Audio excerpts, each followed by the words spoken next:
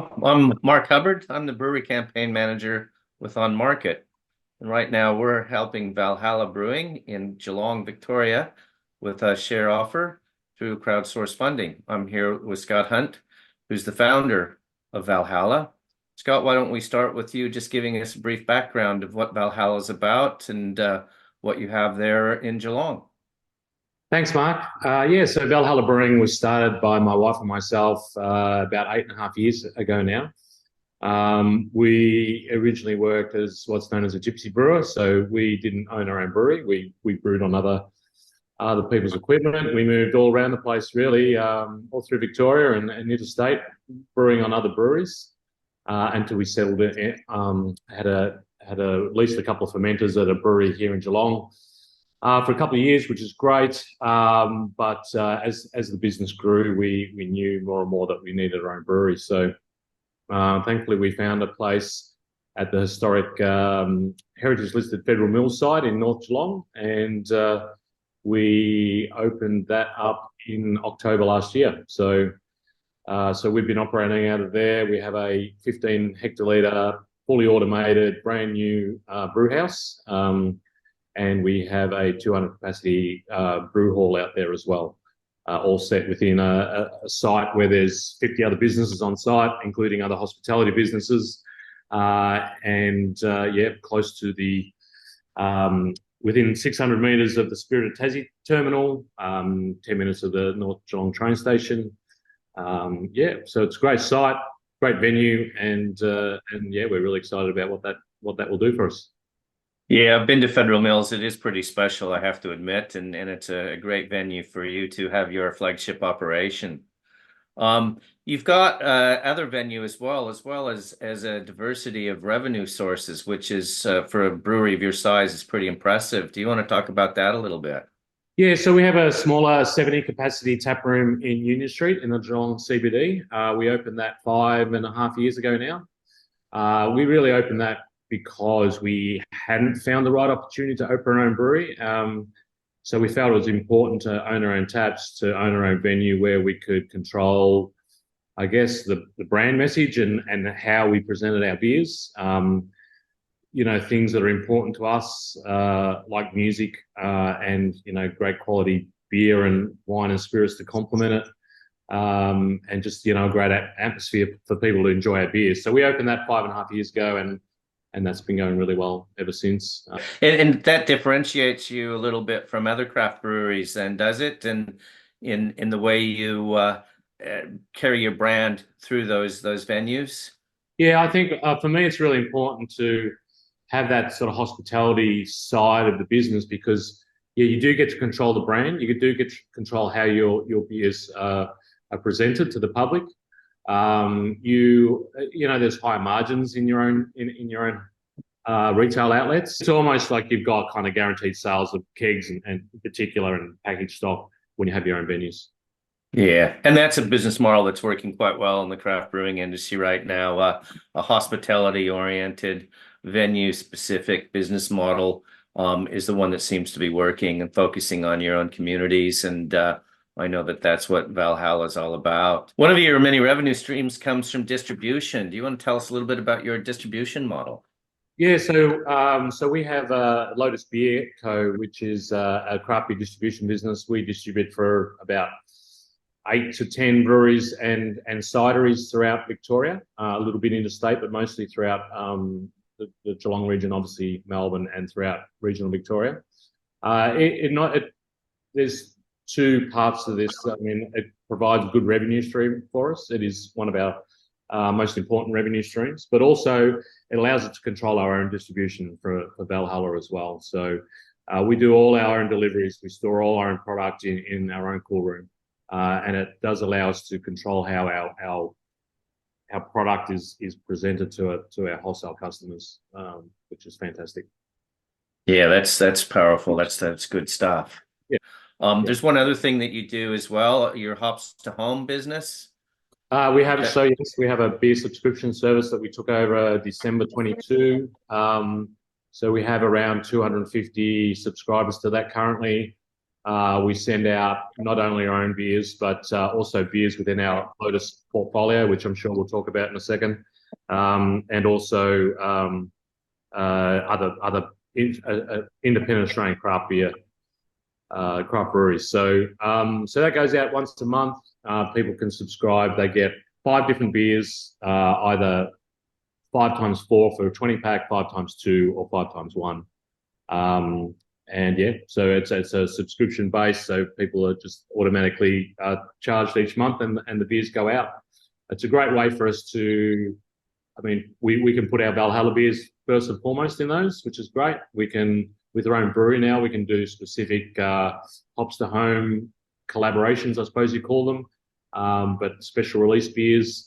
And you know, it's a great way for us to sort of reach a broader market all around Australia, because you know, hops to home goes out to people throughout WA, Northern Territory, you know, far North Queensland. You know, we've got customers all over Australia. So and we have a great band of sort of influencers, social influencers as well, who promote our product for us. So it's a good way to kind of broaden that brand reach, but also just a steady income stream through the company. Yeah, and that's helped grow your revenue as well, hasn't it? Because you've had some pretty impressive revenue growth in this financial year to date so far, haven't you? Yeah, so well, from 2022 to 23, we had 7.5%, and I think last count it was around from this time of this year compared to this time last year, it's around 30% growth. So yeah, we are our revenue base is definitely growing when a lot of the industry is perhaps shrinking a little bit. Yeah, so yeah, it's been that and of course the addition of the brew hall have both been good additions to our revenue stream. Yeah, and that's a good news story in the industry right now, because as we know, there have been a few voluntary administrations that mostly seem to be driven by people that have an excise liability to the government that the government's come knocking and wants to collect. Yeah. And that's forced the hand of some breweries to actually go into administration and restructure their debt. You're not in that situation, are you? Tell us a bit about your excise. No, so we have we sit under the excise threshold, so we actually don't pay excise at the moment. So we didn't get into that situation, thankfully. So we're not going to see a situation where you need to restructure because of an ATO action. Yeah. No. And that's a good differentiator in the industry right now. Yeah, absolutely. Yeah, it's obviously a situation that people see. It's put on the news as bad news for the industry, but you know, I think that applies to a very small sector of the industry, and it doesn't apply to us. Yeah, very good. You've gone through a crowdsourced funding raise before in October 22 before you opened your new venue. Tell us about why you're doing it again now, and why people should be attracted to investing in you now. Yeah, so we did it originally because we really wanted to make sure that we built a really top quality, state of the art brewery that was as good as anything in the Geelong region, and we think we've achieved that. So we reached out to investors to help us with that, to achieve that. We could have done it on our own, but we would have had to cut corners, and this has allowed us to not cut corners. We're now in a situation where we have this fantastic brewery, a fantastic brew hall, and a great opportunity to really cement ourselves as the sort of premier craft beer brand in the entire Geelong region and sort of throughout Victoria. And we want to make sure that we can seize that opportunity. So we're looking once again to get on board. We know that a lot of people last time, just by talking to customers, they either weren't aware that it was on or they just didn't get around to it. So we've opened up for them as well. But yeah, this is definitely the last time. So there will be no more opportunities after this. Yeah, so they're the two main reasons. We want to really want to sort of hit the ground running now that this brewery's open, and we want to make sure that everyone who missed out has that opportunity to be a part of what we see now as the people's brewery of Geelong. Yeah, that's fantastic. And so what would your message be to a potential investor? Why would they want to have a chair at the brewery, and what's your plan over the next short term, 3 to 5 years? So look, it's a great thing to be a part of, to own a brewery. I think if nothing else, you get to rock up with your mates and tell them that you're own part of it. Your name will be on the wall. You'll get discounts when you come in, and you are a part of a fantastic local business. Local breweries are a really important part of our local community, of all local communities. They not only provide jobs and a great meeting place, they really do bring tourism and people into the local economy. So there's that. We have a great vision for Valhalla, as I mentioned before. We want to be seen as the premier craft beer brand, or premier local brewery brand in the Geelong region.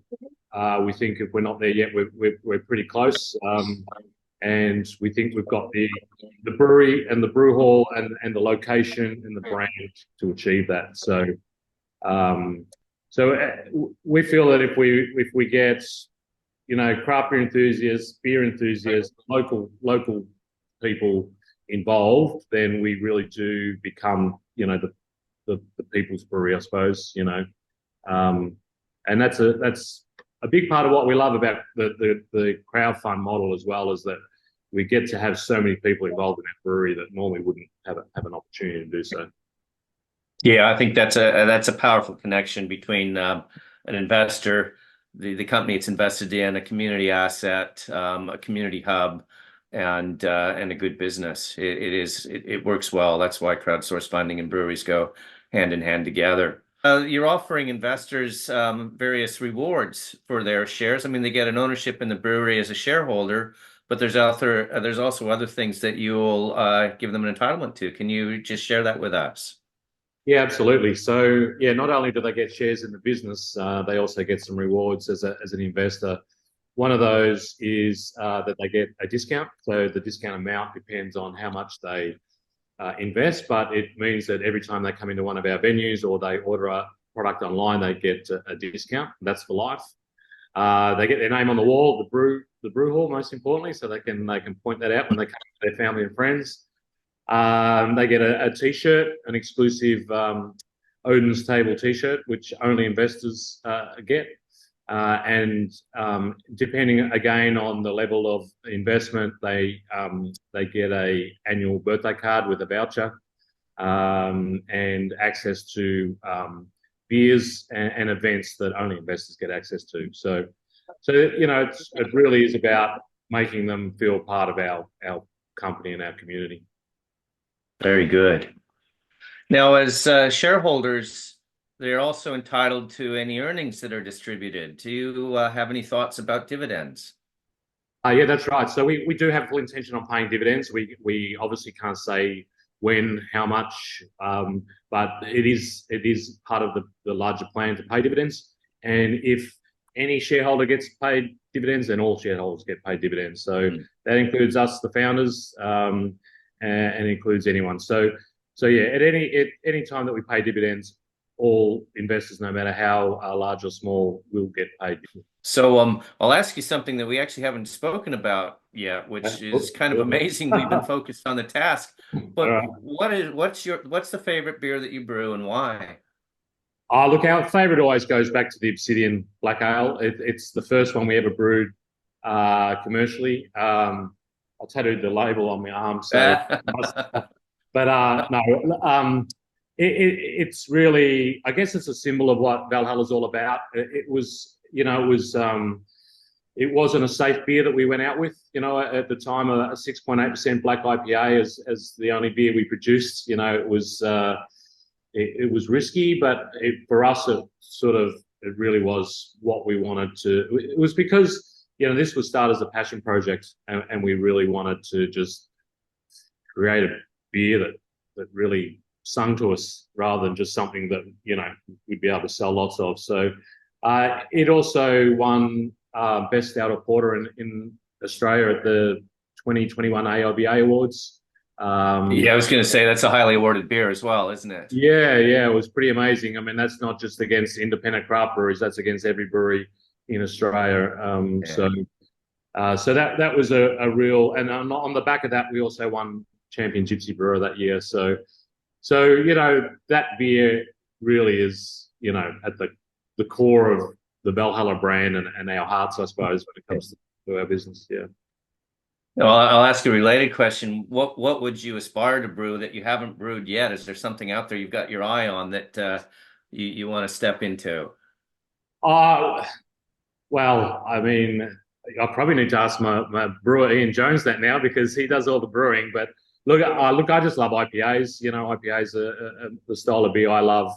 Um, I'd love to play around with traditional styles. They don't necessarily sell very well in the wholesale market, but they're good fun to play with. And certainly because we have our own venues, we have an opportunity to sell those.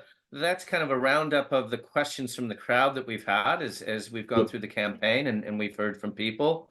Um, there's about a week left for people to invest. And Yeah. if you've heard Scott say here today, that's it. This is the last time that you'll be invited in to participate in the growth of this amazing company. So hopefully everybody can understand what we've presented here and take action.